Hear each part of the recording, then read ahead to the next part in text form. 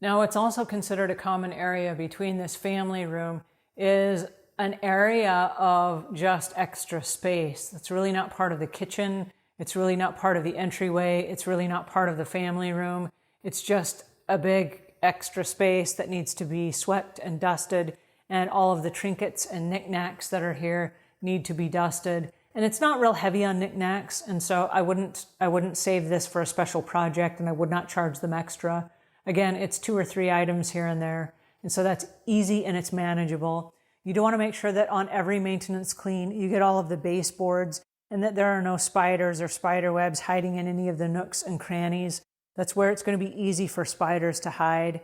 And so if there's furniture here, you want to just make sure that even as you're cleaning the sides of the stairway, that you just get this area around here so that it's not, spider webs or any of that stuff.